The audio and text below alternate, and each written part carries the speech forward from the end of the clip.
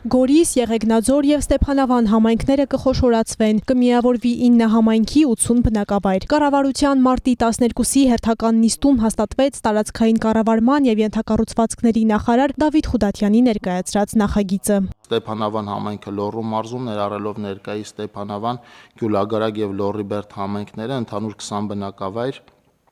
Գորիս համայնքը Սյունիքի մարզում ներառել ներկայիս Գորիս, Տաթև եւ Տեղ համայնքները ընդհանուր առմամբ 28 բնակավայր եւ Եղեգնաձոր համայնքը Վայոց ձորի մարզում ներառնելով Եղեգնաձոր, Արենի եւ Եղեգիս համայնքները ընդհանուր 32 բնակավայր փոփոխությունը իրականացնելուց հետո Հայաստանի Հանրապետության համայնքների ընդհանուր թիվը ներկայիս 70-ի փոխարեն կկազմի 64։ Չի եղել դեպք, երբ համայնքը խոշորացվի եւ բնակավայրի ենթակառուցվածքների զարգացման, սոցիալ-տնտեսական վիճակի վրա դրական ազդեցությունը տեսանելի չլինի, արձանագրեց վարչապետը հավելելով նորաստեղծ համայնքների սուբվենցիոն կարողությունները էականորեն կմեծանան։ Եկեք արձանագրենք նաեւ, որ նախորդող շրջանում խոշորացման արդյունքում որևէ մտավախություն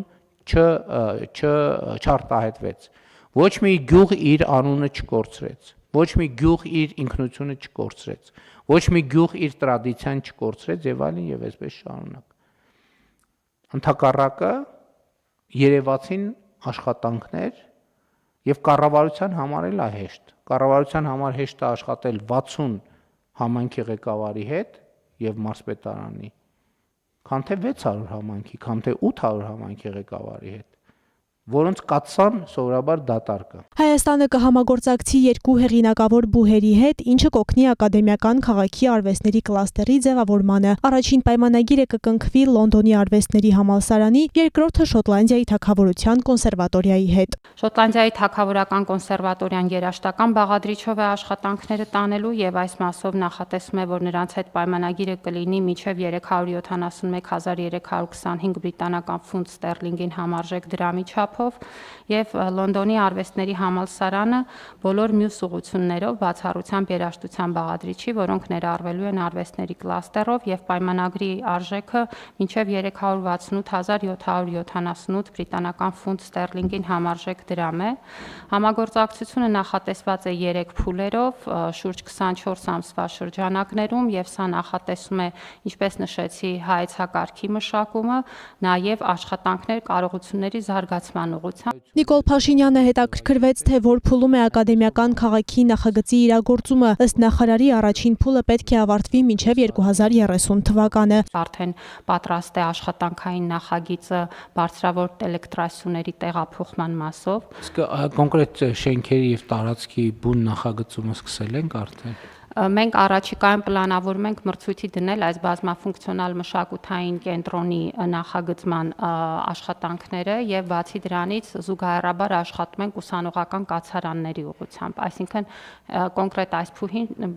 փուլում շինությունների հետ կապված այս երկու ուղղությամբ աշխատանքները գնում են։ Փոխվարչապետ Տիգրան Խաչատրյանը ներկայացրեց կատարողական գնահատման եւ դրա արդյունքներով պետական մարմիններին գումար հատկացնելու որոշման նախագիծը, ըստ որի կհատկացվի 4.6 միլիարդ դրամ լրացուցիչ վարձատրության ֆոնդ։ Ծրագրի հիմքում աշխատանքի բարձր արդյունքների համար պետական համակարգի աշխատակիցների նյութական խրախուսումը եւ այդ եղանակով հանրային ծառայության որակի բարձրացումը։ Այս ուղղությամբ հետևողական աշխատանքային հիմքն է, որը պետք է ապահովի համակարգում մրցունակ կադրերի պահպանումը եւ նորերի ներգրավումը, ինչպես նաեւ երաշխավորի, որ կառավարման մարմիններին հատկացվող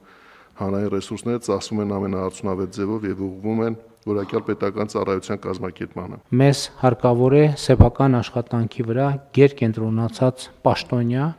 ով առավելագույն ջանք է գործադրում իր առջև դրված խնդիրները լուծելու համար։ Այստեղ գիտեք, կարևոր հանգամանք է նաև, որ մենք խթանում ենք պետական պաշտոնյաների կրթական մակարդակի շարունակական բարձրացումը, բայց ես ուզում եմ սրա մյուս կողմն էլ նայենք։ Սա ըստ էության նաև ներդրում է շատ կարևոր մեր կրթական համակարգի հետագա զարգացմանը։ Հաջորդ քայլով կստեղծվի ճկուն համակարգ ամեն մի աշխատողին գնահատելու համար։ Սա կբարձրացնի նրանց ներգրավվածությունը եւ առաքելության զգացումը ընդհանուր գործի մեջ։ Աննա Մելքումյան, Սյունիք լուրեր։